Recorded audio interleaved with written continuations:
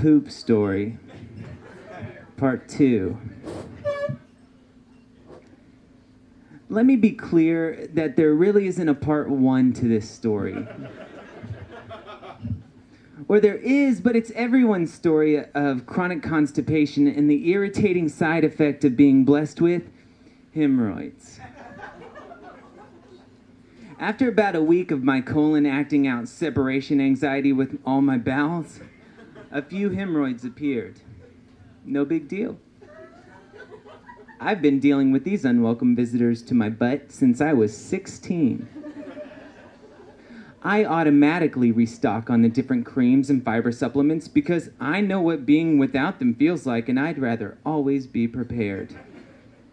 Perhaps it's weird that Preparation H is always on my standard packing items when I'm leaving town.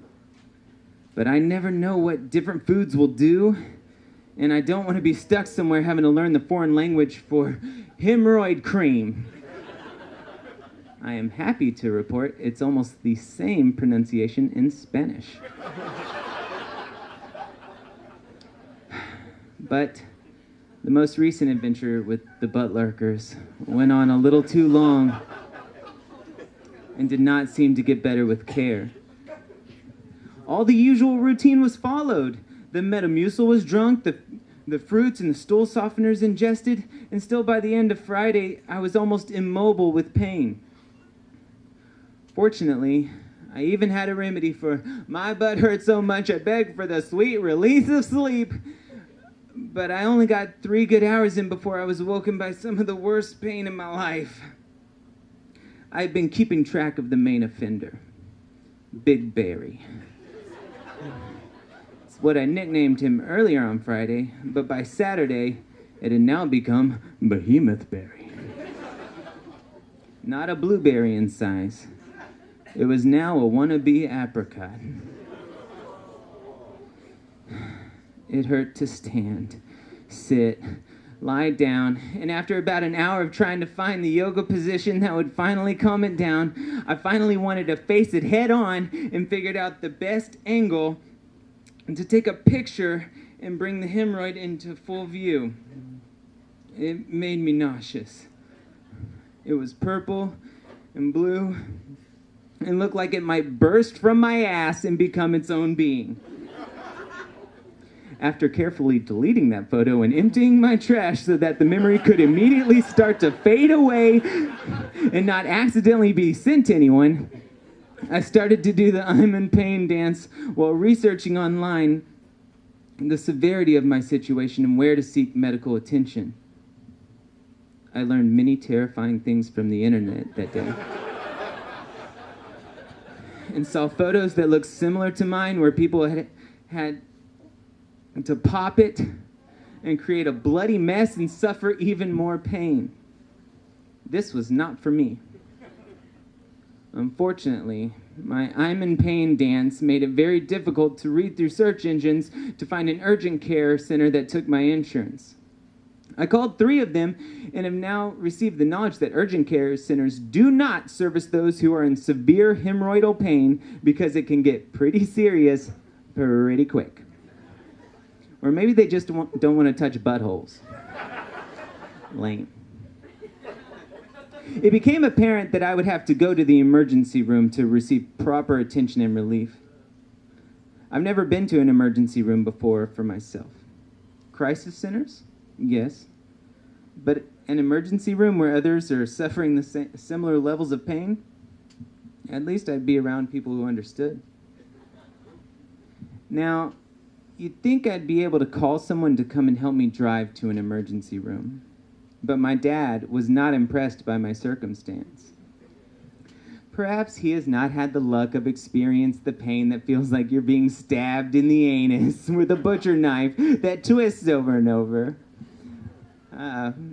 He said I should take some Tylenol and call him if I was incapacitated, and that then he would come get me.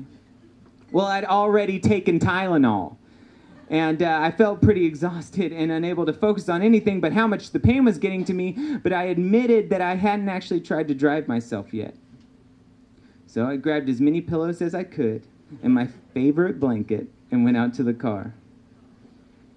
Breathing like I was about to give birth, I heaved into the car and realized I didn't want to go through the pain of being heaved out, and made my way to the nearest emergency room at Memorial Hermann, who I knew took my insurance because they were featured on some of the slides back during our benefits presentation, and my memory likes to hold on to details like that for these little moments when I can prove how useful it is. But I can never find my keys. I got there, and fortunately, because it was midday on a Saturday morning, not a lot of people were in line. Unfortunately, I realized that my pain was not really visible to others, other than my tears and grimaces. No one could see the peachy intruder. I was worried I wouldn't be taken seriously enough to be attended to, but was immediately given a room after finishing my paperwork and allowed to undress and wait for an expert. When the doctor came in, she had a nice, comforting doctor voice, which was pleasant, although it was difficult to be chatty whenever I was breathing so heavily, just to manage the pain. Before even looking at it, she started to counsel me on proper eating and drinking habits. It's an occupational hazard to drink lots of water when you're a high school teacher. Bathroom breaks do not come easy, but she recommended I double down on my nighttime and weekend intake. I immediately agreed to everything, maybe even giving up cheese forever, because I really just wanted to know if I was about to be devoured by what I assume had now become a cantaloupe, blocking any chance for feces to escape in my future. Finally, she went over to inspect, and I heard that comment that I know I make when I'm not really sure how to stay calm in recognizing a disaster. Oh, no.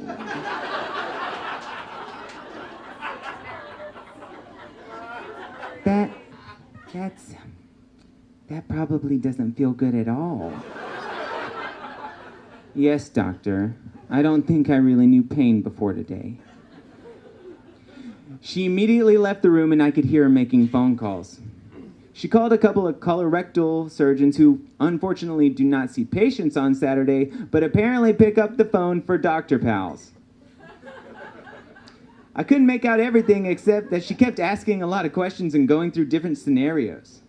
Fortunately, my pain kept my imagination occupied, and I was not allowing myself to think how the situation could get much worse. Finally, she returned with our next steps. She was going to give me pain medicine until I could be seen by a surgeon. That did not sound like a permanent solution. She also offered me to get me prescription strength preparation H and hydrocortisone. This was very appealing. I had never had the hard stuff before. She made me take the hydrocodone immediately, which helped me to finally breathe and stop leaking tears. It also made me believe that I was actually okay to drive, even though it definitely says on the bottle not to do that. For 2 days, I waited out my pain with drugs, but nothing got better, and now I was throwing up. Not completely sure why, but I think my body was just reminding me that everything was the worst, even if the pain had lessened. The colorectal surgeon was not available at a time when I could actually go to their office, it being the end of the school year and you almost have no windows for taking time off. And the apricot turned into a grape, but stayed grape-like no matter what I did. I waited. Actually, I'm still waiting. I've called the office several times and tried to reach out to other doctors who may be available, but unfortunately, now my insurance is not revealing to me someone who won't max out my HSA, especially since my last conversation featured the words surgery and colonoscopy. I'm almost hoping it pops, because I'd rather deal with the pain and mess now than the ridiculous medical bills. I already know the emergency room trip will not be fun on my budget. Meanwhile, our federal legislators don't seem to be helping people at all. And part of me thinks I just need to take a week off and take care of this now before the healthcare system explodes. The other part thinks perhaps dealing with a smoky corpse of a system might be better. I have enough pain medicine and have devoured enough gallons of water to believe I can last another 5 days. I will get myself seen then somehow. But please, eat your veggies. Drink your water. Don't look at your phone on the toilet. It cuts off circulation where it's needed most. Get one of those potty stools so you're angled correctly. Be regular. And if you sense the lining of your colon is getting out of line, don't underestimate the havoc of the hemorrhoid. Thank you.